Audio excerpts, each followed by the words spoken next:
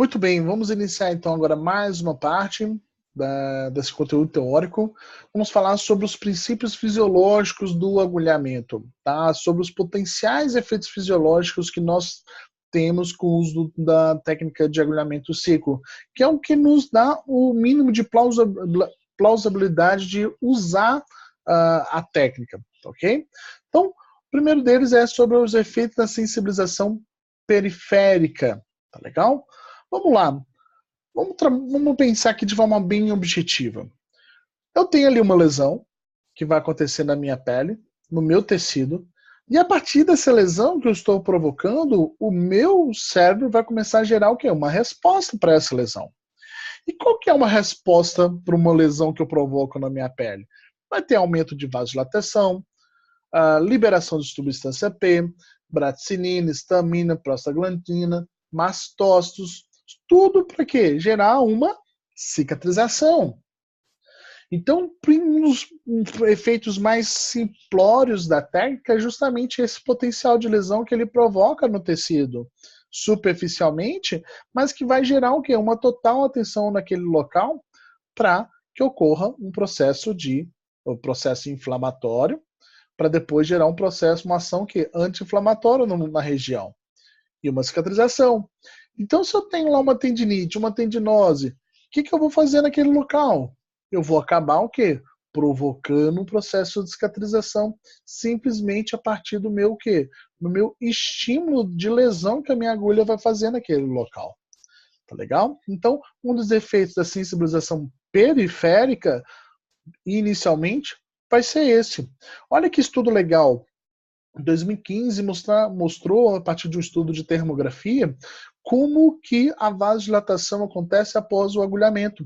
Então, o agulhamento que foi feito na região de glúteo médio, o que aconteceu com a vasodilatação? Ela veio até onde? Até o dorso do pé, mostrando a capacidade do corpo de reagir, mas também o seguinte, mostrando que ele não é tão específico. Ele não vai ser também o quê? Ali, só debaixo da agulha. Ele vai gerar tensão para o local, tá? E vai vir ali um arsenal ali para poder nos ajudar no processo de cura. Isso que precisa ficar entendido. Muitas pessoas tentam complicar o uso da técnica ou trazer uma grande especificidade para ela, sendo que o próprio corpo não tem essa especificidade. Tá legal? Então, é um estudo bem interessante mostrar a capacidade do corpo tem de reação ao agulhamento e a sua dimensão. Um efeito que acontece no tecido conjuntivo é o seguinte, que depois de poucos minutos depois que eu faço a rotação ali da agulha, eu começo a ter um estímulo de colágeno na região. Eu começo a gerar vários eventos ali, onde vou gerar uma nova arquitetura celular, levando uma neuromodulação da região e um processo de cicatrização. Eu vou ativar os meus mecanorreceptores. Então, quando eu coloco a minha agulha, automaticamente esses tecidos já vão enrolar. Então, uma das técnicas que nós utilizamos, e eu vou falar depois, é sobre o quê? A técnica de rotação, que quando eu faço essa rotação, ele acaba ativando os mecanorreceptores, então é mais um mecanismo para o controle da dor. Eu estou atingindo o tecido facial. Então, é muito interessante que eu utilize a técnica, e essa tensão que eu gero no local, ela dura até 8 horas depois, até 8 horas a partir da minha aplicação. E não precisam ser muitas rotações. 1 ou 2 rotações já é suficiente. Antigamente você pensava que tinha que agulhar e rodar até travar ou o paciente sentir alguma coisa. Não tem necessidade. 1 ou 2 rotações já é totalmente suficiente. Uma ação bioquímica e elétrica que acontece no corpo é basicamente o quê? Na hora que eu agulho, na hora que eu coloco a minha agulha na pele, eu conduzo uma certa eletricidade, alguns hertz, que vão gerar o quê? Um potencial de ação. E esse potencial de ação vai gerar o quê? Uma resposta elétrica do meu organismo. Então, ele vai gerar ali que ocorra essas sinapses, né? E a minha placa de actina e miosina, que estavam totalmente travadas, contraídas e com presença de trigger point, essas placas voltam a se contrair normalmente, eliminando ali o ponto gatilho. Uma das aplicabilidades da técnica justamente é esse, e ele é funciona através disso, a partir de um potencial de ação que é gerado a partir do quê? De um efeito elétrico ali no local. E eu tenho também um efeito na minha sensibilização central. Lembra que eu falei para vocês sobre as fibras A, beta e fibra C? Como vai funcionar? A teoria do portão. O meu agulhamento ele vai gerar o que? Um estímulo muito grande nas fibras A e beta. As fibras A, beta e delta, onde as minhas fibras C vão acabar sendo o quê? Inibidas nesse processo, porque elas são mais lentas. Mas como as minhas fibras estão sendo estimuladas, elas são muito mais rápidas, o meu cérebro vai fazer o quê? Vai gerar atenção para onde está o quê? O maior estímulo. E como eu estou estimulando ali, provocando uma lesão tecidual, o meu cérebro vai dar total atenção e por inibição mesmo, por competição, ele vai inibir as fibras C. E por isso, muitas vezes, os pacientes têm uma resposta de melhora imediata. Outra ação que ocorre a partir do meu agulhamento são a liberação de opioides endógenos. Isso acontece basicamente, principalmente quando eu adiciono o uso da eletrodry needling. Utilizo a eletroterapia junto com o uso do agulhamento. Isso vai potencializar os efeitos. Tá? E essa liberação desses opioides endógenos, eles costumam gerar um grande relaxamento muscular. Uma das justificativas também para o uso em pacientes com espasticidade, com grande tensão muscular. Então vai gerar um grande relaxamento nesses pacientes. Liberação de serotonina e noradrenalina também estão presentes a partir do uso do meu agulhamento. E os efeitos remotos, eles estão justificados pelo quê? Pelas conduções neurais mesmo, né? Um agulhamento em região mais superior, por que ele vai dar um efeito de melhora inferior? É o mesmo caso da presença de trigger points. Vai funcionar exatamente igual, tá? A partir daí desses efeitos remotos do agulhamento. E nós temos também o efeito placebo e efeito nocebo.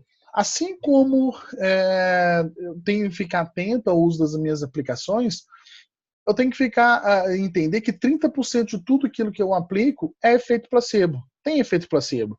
Porque tem ali a expectativa do cliente, tem ali a forma como a gente está vendendo a técnica, a forma como a gente está se colocando, a sua confiança perante o uso da técnica, dos resultados. Então, tudo isso vai se adicionando a esse efeito placebo. O placebo não é ruim. O grande problema é quando as pessoas utilizam apenas isso e vendem um tratamento que muitas vezes não vai ter resultado nenhum. Ok? Mas fique claro que tudo que a gente usa hoje tem efeito placebo associado. Por isso que é muito difícil da gente diferenciar o que é só placebo e o que realmente a técnica está trazendo de resultado. Porque não tem como eu esconder determinadas coisas. E o efeito nocebo ele vai estar presente como? A partir principalmente das minhas palavras. Quando eu falo para o paciente, por exemplo, olha, vai doer um pouquinho, ou quando eu falo para ele, olha, vai ser uma picadinha, eu estou gerando uma expectativa de que vai doer. Se eu falar para ele, olha, pode ser que mais tarde vai doer, ele vai esperar aquilo acontecer, tá? Então, as minhas palavras precisam ser muito bem medidas quanto a isso. Então, quanto mais segurança eu puder trazer na hora da aplicação, e na hora da aplicação eu poder explicar para ele, olha os efeitos fisiológicos que estão acontecendo, nesse momento vai ter uma vasodilatação, vai ter mais sangue circulando, a sua cicatrização a partir desse momento vai ser maior. Isso vai estar gerando que um processo também de indução, de sugestionamento, que vai te ajudar muito no tratamento, e não é apenas no agulhamento. Em qualquer um. Quanto mais a gente explicar para o paciente o que está sendo feito, o que está acontecendo no corpo dele, melhor a resposta vai ser. Tá legal? E algo muito importante que a gente deve considerar, a gente mostrou ali sobre os efeitos no tecido conjuntivo, quando a gente faz as rotações, são que nas alterações neurais, quando eu tenho uma fáscia que está totalmente equilibrada, que eu tenho uma fáscia que responde bem, está ocorrendo bem um bom deslizamento, o meu corpo todo vai funcionar da forma adequada. Então, o uso da rotação ele é fundamental para os meus resultados, porque eu vou estar atingindo estruturas, inclusive até a distância ali do local onde eu estou tratando. Tá legal? Então eu preciso considerar essas rotações aí nas alterações neurais também, tá ok? Bom, por que é importante eu trabalhar a parte de face? Porque tem essa questão da tensibilidade. Né? O meu corpo trabalha em total sinergismo. Essa tensibilidade é o que mantém, é o que garante que ocorra esse sinergismo entre as estruturas. Então, ele me dá uma estabilidade e resistência ao mesmo tempo. Então, todos esses elementos, a minha face, ela vai conectar as estruturas ósseas e vai permitir que os movimentos aconteçam de forma fluida. Quando eu faço o meu agulhamento e eu faço a rotação, eu estou estimulando esse tecido conjuntivo. E é muito interessante esse efeito, que ele pode me ajudar, inclusive, no tratamento de cicatrizes. O meu agulhamento ele não vai ser em cima da cicatriz, ele vai ser paralelo à cicatriz. Nós veremos isso na parte prática, mas o meu agulhamento vai ser o quê? Na parte íntegra da pele. Quando ocorre essa rotação, eu vou estimular o quê? Fibroblastos, uma total ação de colágeno e estimulando uma arquitetura celular nova ali nessa região, além de toda a ação para o mecanismo de dor. Tá legal? Muito bem. A próxima etapa, nós vamos falar sobre a síndrome dolorosa miofacial.